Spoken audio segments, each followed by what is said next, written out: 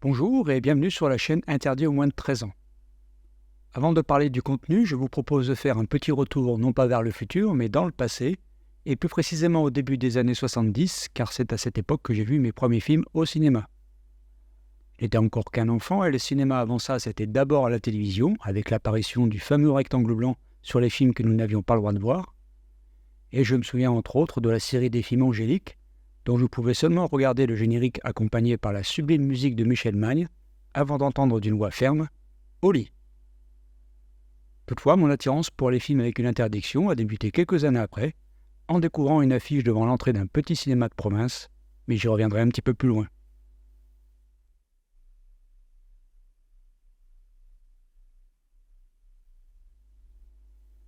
Juste un bref rappel historique, car je ferai prochainement une vidéo uniquement consacrée à l'histoire de la censure dans le cinéma français.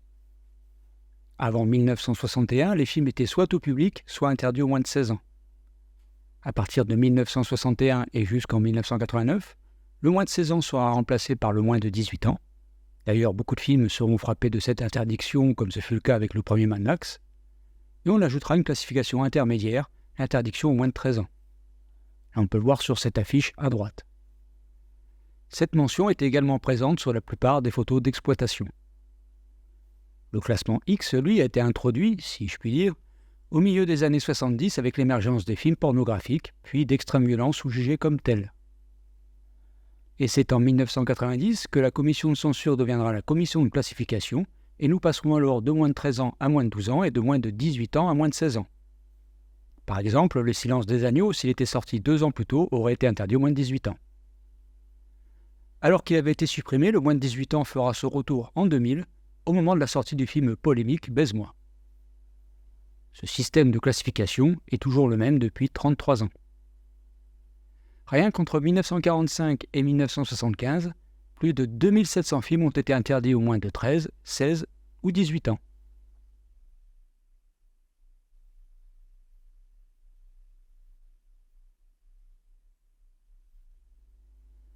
Vous l'avez compris, cette chaîne sera dédiée aux œuvres ayant subi une interdiction aux mineurs de moins de 13 ou 18 ans et qui sont sorties en salle entre 1961 et 1989. Il y aura un film par publication sur un rythme de 2 ou 3 vidéos mensuelles. Je donnerai quelques infos techniques accompagnées de quelques extraits. Et bien sûr, je reviendrai sur ce qui a poussé la commission de censure à mettre une interdiction et est-ce que cette interdiction serait toujours justifiée aujourd'hui. Car si certains films des années 70-80 ont vu leur interdiction levée, d'autres l'ont conservée en passant tout simplement de 13 à 12 ans ou de 18 ans à 16 ans. En revanche, à ma connaissance, aucun n'a vu sa classification aggravée. Tous les genres seront abordés, du nanar à la série B, du classique au film culte, des films que j'ai découverts au cinéma, mais aussi à l'époque bénie des premiers vidéoclubs ou encore à la télé, avec des programmes tels que le cinéma de minuit, l'avenir du futur ou les dossiers de l'écran. Seront donc exclus les films sortis directement en vidéo et les films classés X, car d'une part je n'avais pas l'âge d'aller en voir et d'autre part, d'un point de vue strictement cinématographique, je n'aurais pas grand-chose à en dire. Je donnerai enfin un avis général sur le film ainsi que mon ressenti à l'époque où je l'ai vu.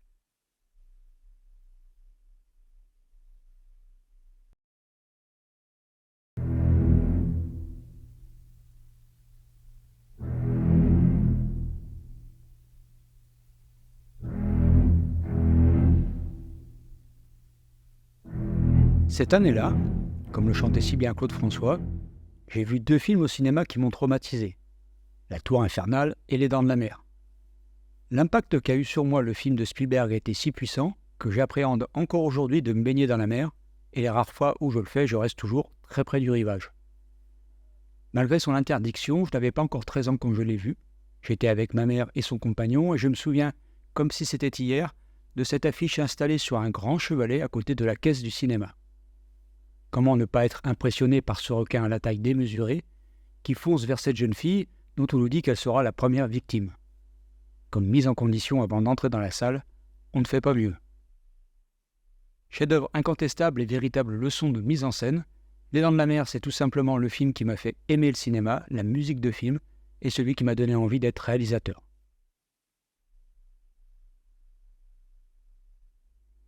D'autres sujets seront traités occasionnellement, comme par exemple ce que j'appelle les films oubliés, c'est-à-dire de bons films, voire des classiques, dont on ne parle plus ou ayant seulement acquis une petite notoriété auprès des cinéphiles, mais qui méritent, selon moi, d'être découverts ou redécouverts.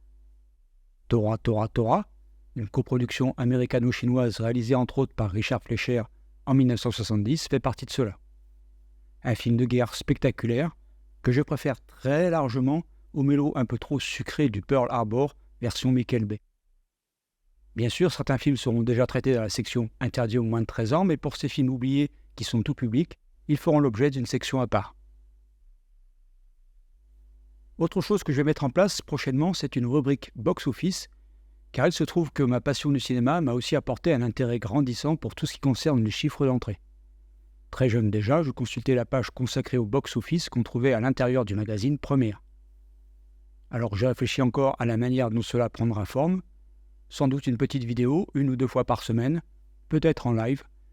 J'y ferai une analyse des chiffres de la semaine et du week-end, plus une partie rétro qui reviendra sur le box-office des années 70-80.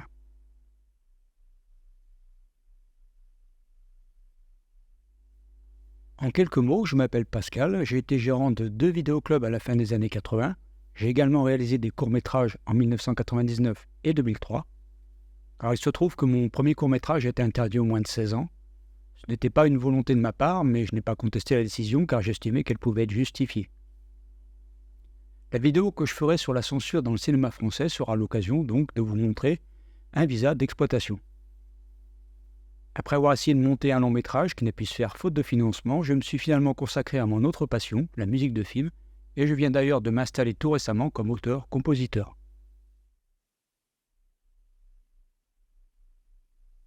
Comme je le ferai à la fin de chaque vidéo, vous aurez droit à un petit indice sonore ou visuel sur le prochain film qui sera mis en ligne. Si vous avez une idée, dites-le dans les commentaires. Tout ce que je peux vous dire, c'est que j'ai choisi un nanar culte pour ce premier film. Oui, les nanars cultes, ça existe. Et la vidéo sera disponible autour du 10 septembre. Alors n'hésitez pas à vous abonner et à activer la petite cloche si vous voulez être prévenu du jour de la publication. Cette vidéo de présentation est maintenant terminée. Un grand merci de m'avoir écouté et je vous dis à très bientôt.